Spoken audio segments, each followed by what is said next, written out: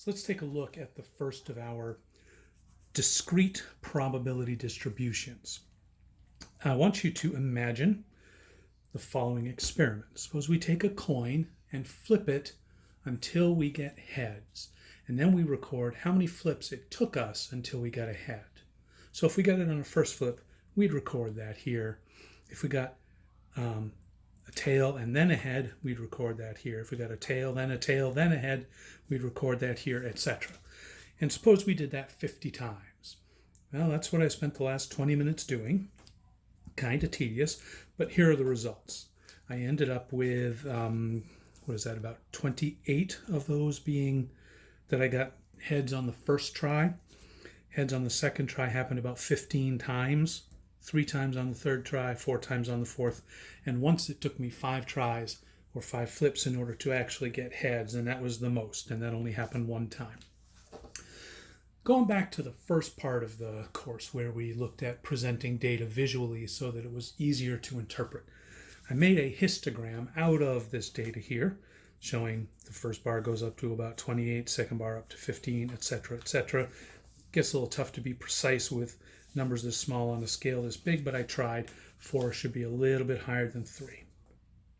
Now this is a probability distribution, right? I have 5 different outcomes: first flip, second flip, third flip, fourth flip, fifth flip. There's no overlap between them. Each one has a probability associated with it. Now this we call an experimental probability rather than a theoretical one, because I'm not saying heads half of the time, tails half of the time. I actually did get 28 out of 50 here. So 28 out of 50 is going to be my probability according to this experiment of getting head on the first time. 15 out of 50 on the second time, 3 out of 50, etc. I can't label those. But if we add them up, we're going to get 50 out of 50 because I've accounted for all 50 flips. This is what a geometric distribution looks like. A geometric distribution is what we use to model situations like this, where we have a repeated number of trials, and the probability of a success, here heads was what we consider to be success, probability of success is the same for each trial, and we call those Bernoulli trials after a Swiss mathematician named whatever his first name was, Bernoulli. I forget. I think Jonathan, but I don't know.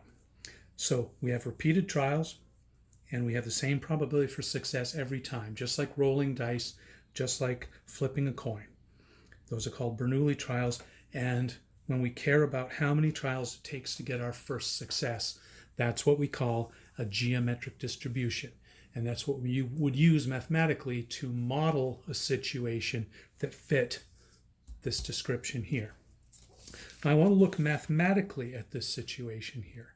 Look theoretically instead of empirically or experimentally.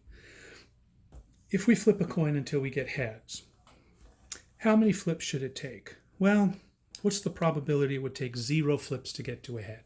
That's going to be 0. It's impossible. We can't get ahead if we don't flip the coin, right? What's the probability we're going to get heads on the first flip? Well, we already know that. Theoretically, anyway, that's 1 in 2. How about the second flip? The probability we get head on the second flip would be, we'd have to get a tail on the first flip, and the probability of getting tail is 1/2, and then we'd have to get heads on the second flip, and the probability of that is 1/2. So the probability of getting heads on our second flip, getting the first head on our second flip, is 1 in 4. How about the third flip? We would have to get tail, then head. Right? We're not talking about the probability of getting head on the third flip. We're talking about the probability of the first head showing up on the third flip. So 1/2 for the tail, 1/2 for the tail, 1/2 for the head. And I'm sorry I didn't leave as much room as I should have here. The probability of getting it on our third flip is 1 in 8. And you can see where this is going. This is going to be 1 in 16. This is going to be 1 in 32, etc., etc. Now, if we make our histogram out of this, right, our bar for 1 would go up to 0.5, and then our bar for 2 would go up to 0.25, which is 1/4, and then 0.125, which is 1/8, and then 1/16, and then 1/32, etc., etc., etc.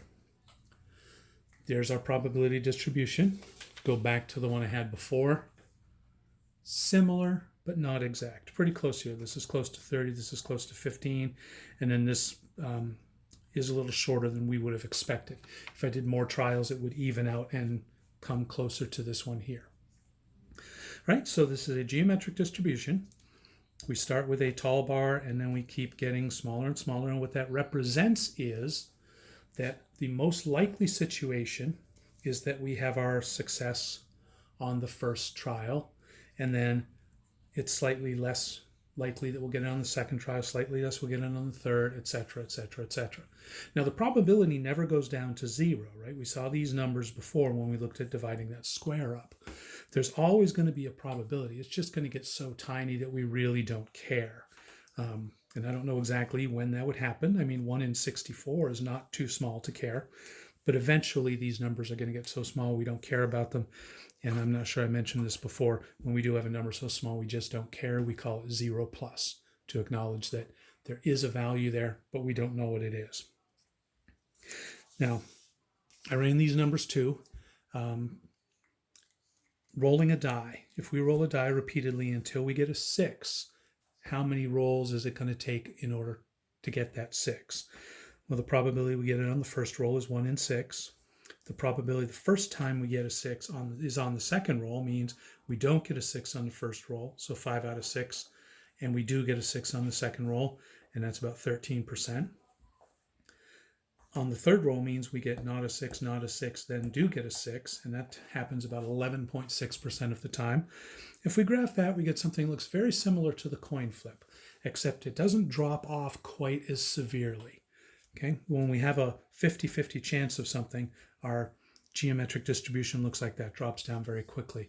But here, I think it makes sense that since the probability of flipping or rolling a 6 is small compared to the probability of flipping heads, then that means it's likely to take us a little bit longer. So these bars are going to be taller comparatively to these bars than we saw here. And we're going to look at the mathematics of this and the formulas and how to do the things that we need to do next time.